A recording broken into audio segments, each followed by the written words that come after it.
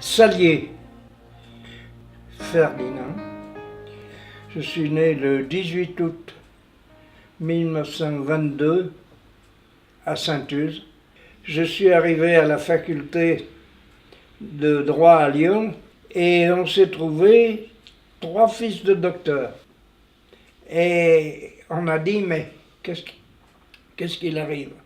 Un copain qui était de la Haute-Savoie et qui est venu nous dire, est-ce que vous pourriez pas donner des tracts, faire des petits boulots comme ça, de machin.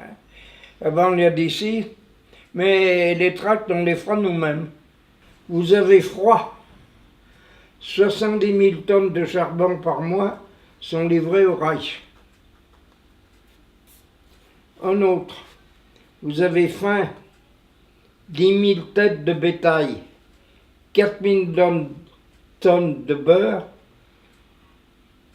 sont livrés chaque mois au Reich. Puis il y en avait d'autres. Vous voyez, je vous en donne l'exemple de 2. Un jour, à Lyon, qui était, je vois très bien l'immeuble, près de la Tête d'Or, un très bel immeuble, et c'était un samedi, et il y avait une surprise party organisée. La surprise party, c'était pour, si vous voulez, alibi pour, si les Boches venaient voir. Et là, il y a 3 personnes, 3 gars, qui sont venus. On était 4 ou 5, je ne me rappelle plus. Et ils nous ont questionnés, ils ont demandé des choses. Enfin, ça durait jusqu'à 6-7 heures le soir, je ne me rappelle plus bien. Et à ce moment-là, il y en a un qui m'a dit, est-ce que tu veux vraiment rentrer dans la résistance? Tu es libre. On n'est pas là pour obliger qui que ce soit. Mais on serait content que tu viennes avec nous. Et à ce moment-là, si tu dis oui, tu prends tout de suite un nom de guerre. Alors, il dit, écoute, tu réfléchis, puis tu nous le diras quand tu voudras. Je dis, oh, bah écoutez, on va pas attendre plus longtemps, hein. Je vous dis oui tout de suite. Bon, et ton nom de guerre. Je sais pas pourquoi ma tante tenait une bijouterie à Romain, au Branche-Salier, qui était une vieille maison. Et j'ai pensé à Christophe, parce que Christophe était une orfèvrerie au-dessus du panier. Alors je sais pas pourquoi, ah ben j'ai dit Christophe. Et on est parti là-dessus. Alors j'ai été blessé parce que je dois porter un pli urgent à une compagnie qui était en dessous de Rochinard. Vous voyez, Saint-Nazaire, Rochinard. Ils étaient à la tour de Rochinard. Et Fayard m'a dit, tu leur donnes l'ordre qu'ils se replient parce qu'ils vont être complètement encerclés. Alors on a porté le machin, mais il y a un avion allemand, on était en moto. J'étais en moto parce que il y avait avec nous un gars qui était extraordinaire, il était pilote d'essai chez Hotchkiss. Je me souviens de voiture et de moto, il était extraordinaire. Alors, on était là-haut sur la route, et puis l'avion est arrivé par derrière, on l'a pas entendu, il nous a tiré dessus, et j'étais blessé comme ça, et lui aussi. Pour moi, ce qui était le plus émouvant, c'était le 27 juillet, donc en 1944 bien sûr, et Fayard me dit, Christophe, il faut à tout prix que ça arrive aux mains d'Hervieux. C'était le grand patron du Vercors, le colonel Huette, en main propre, parce qu'on avait peur que tous nos codes soient pris et été trouvés par les Allemands, vous comprenez. Alors, toujours en moto avec le même, on part. C'était avant le jour de la blessure, ça. Hein.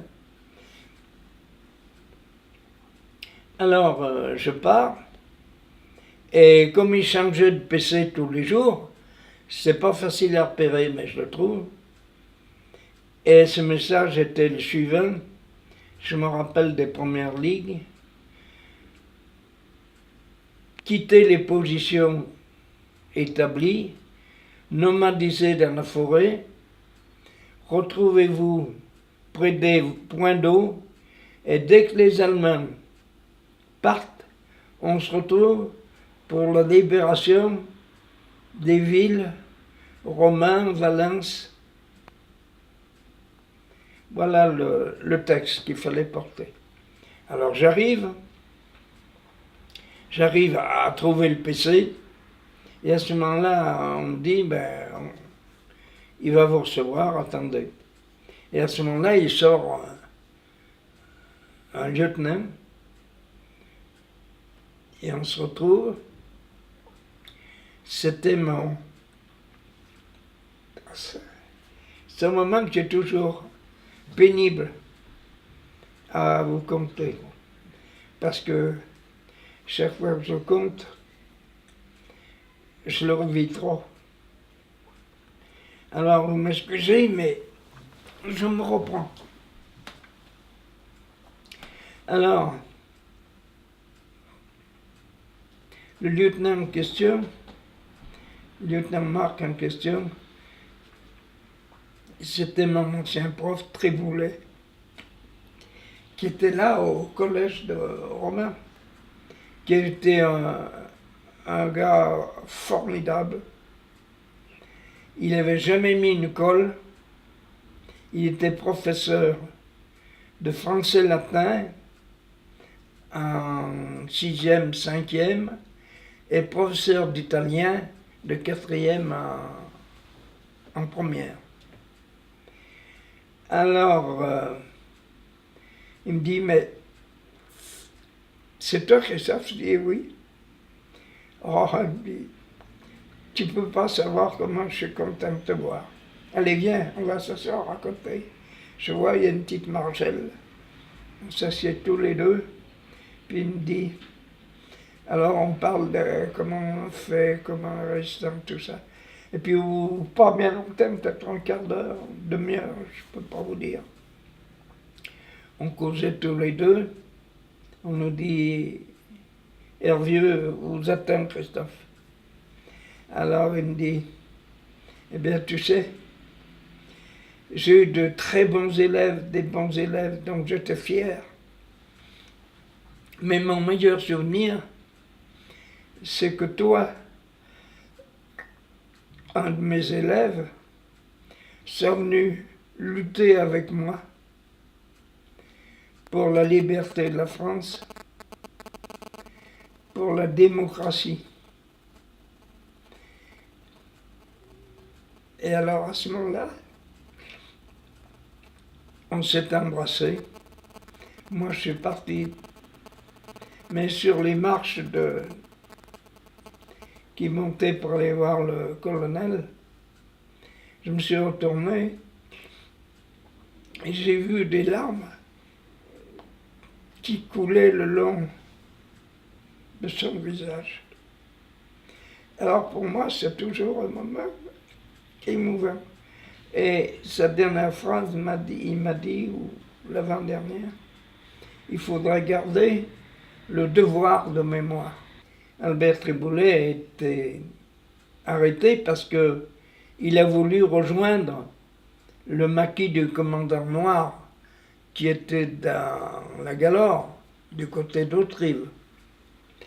Et il s'est fait prendre bêtement à Saint-Nazaire. Et puis à Saint-Nazaire, il repartait libre. Et il y a une femme qui est sortie en criant « Je le reconnais, je le reconnais ». Il était à Vassieux. Triboulet était jugé. Et puis ils lui ont fait creuser sa tombe et ils l'ont tué dans sa tombe. Alors, c'est pas la fin de la guerre, c'est encore, il y avait la guerre, mais la région était libérée. Alors, dès que le Lyon était libéré, je suis monté à Lyon, avec ma canne, bien sûr, ma blessure. Alors, je vais voir le patron des secours, qui était Le colonel Descours, il n'avait pas pris un, je vous dirai après, mais il était commandant de tout ce qu'on peut appeler la région, maintenant la région Rhône-Alpes. On appelait ça R1. Et Descours avait son fils, qui était à Vassieux, qu'on surnommait La Flèche, et il est le seul, avec son équipe de les mitrailleurs et tout autour, avoir abattu un planeur allemand. Alors, Descours me connaissait comme ça, quoi. Pas personnellement, mais par oui dire, quoi. Alors, quand je suis arrivé là-bas, il m'a dit, tu sais, il y a une chose pour toi, c'est que je veux pas que tu sois un combattant comme tu es, parce que tu pourrais passer ni rien, non. Mais tu vas rentrer à mon bureau. Alors, je vais te faire connaître deux gars. C'est Jean-Marie Domnac. Jean-Marie Domnac était le secrétaire, après il a fondé Esprit. Et il est passé 14 fois avec Pivot pour des bouquins. Ça, c'est le premier. Le second, c'est Jean-Stéphane Bernard, qui était le secrétaire général de Témoignages chrétiens. Alors, deuxième. Et le troisième, c'était ma pomme, et nous a dit, je veux que vous fondiez une revue. Une revue pour, bien sûr, en parlant de la résistance et tout. Et cette revue, je veux que vous la retiriez le mois prochain. On lui dit, mais je vous donne carte blanche. Carte blanche. Alors on prend un bureau, on prend 2 ou 3 secrétaires, puis on se met au boulot. Et puis voilà, on a fondé aux armes qui a tiré jusqu'à 50 000 exemplaires.